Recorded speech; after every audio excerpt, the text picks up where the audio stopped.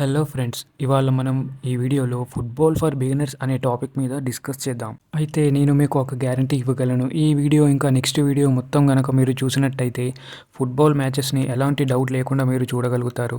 ఇది మాత్రం 100% గ్యారంటీ. ఈ వీడియోలో మీకు అర్థం కావడానికి నేను టీమ్ ఏ, టీమ్ బి అని 2 ఎగ్జాంపుల్స్గా తీసుకుంటాను. సేమ్ మన క్రికెట్ టీం లాగానే ఒక్క ఫుట్బాల్ టీంలో 11 ప్లేయర్స్ ఉంటారు. అందులో ఒక ప్లేయర్ మాత్రమే డిఫరెంట్ డ్రెస్తో కనిపిస్తాడు, అతనే గోల్ కీపర్.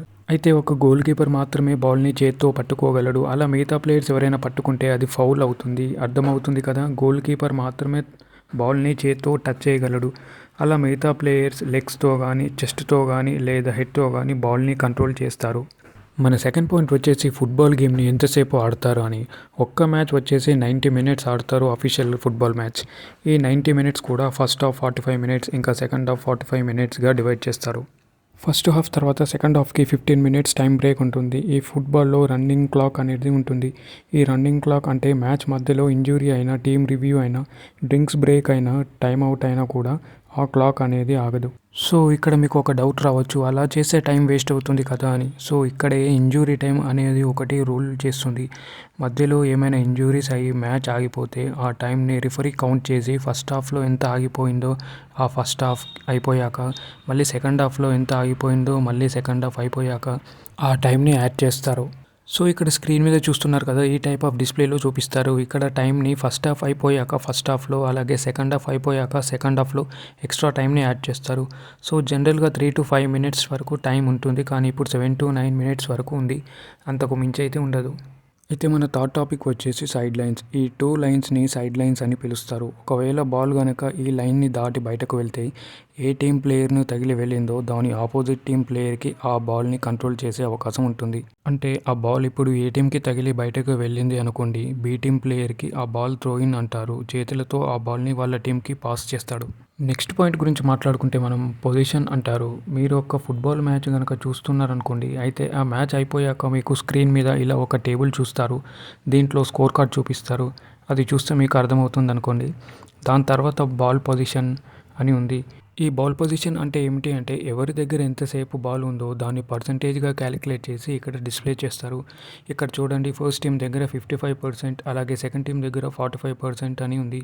దీన్ని బట్టి 55% బాల్ ఏ టీం దగ్గర కంట్రోల్లో ఉంటే 45% బాల్ బి టీం దగ్గర కంట్రోల్లో ఉంది.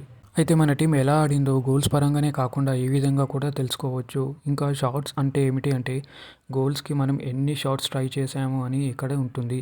పాసెస్ అంటే ఒక టీంలో ప్లేయర్స్ మధ్యలో ఎన్ని పాసెస్ చేశారు అని కూడా ఇక్కడ మనకు చూపిస్తారు. అలాగే yellow cards, red cards, corners, of sides ఇలా చాలా ఉన్నాయి. ఇవన్నీ మనం తర్వాత డిస్కస్ చేద్దాం. ఇప్పుడు మనం కార్నర్స్ గురించి డిస్కస్ చేద్దాం. ముందుగా మనం స్క్రీన్ మీద కనిపిస్తున్న ఈ ఫుట్బాల్ కోడ్ చూడండి.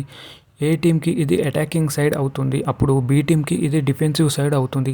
సో ఏ టీం అటాకర్స్ బాల్ని తీసుకొచ్చినప్పుడు ఆ బాల్ బి టీంకి తగిలి గోల్ వెనక్కి వెళ్ళింది అనుకోండి, రైట్ సైడ్ వెళ్తే రైట్ సైడ్ కార్నర్ అని, లెఫ్ట్ సైడ్ వెళ్తే లెఫ్ట్ సైడ్ కార్నర్ అని అంటారు. సో ఇలాంటి ప్లేస్లో ఆ బాల్ని పెట్టుకొని కిక్ చేస్తారు అటాకింగ్ టీం ప్లేయర్స్. అది ఆ గోల్ పోస్ట్ దగ్గరికి వెళ్తుంది. అప్పుడు ఏ టీం ప్లేయర్స్ వాళ్ళకి ఒక ఛాన్స్ దానిని తలతో కానీ లెగ్తో కానీ గోల్గా కన్వర్ట్ చేసే అవకాశం ఉంటుంది. దీన్నే కార్నర్ కిక్ అంటారు.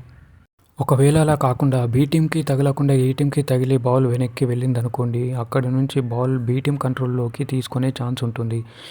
అయితే మీరు ఇప్పుడు చూస్తున్నారుగా, ఈ పొజిషన్ నుండి గోల్ కీపర్ బాల్ని పాస్ చేస్తాడు. దీన్నే గోల్ కిక్ అంటారు.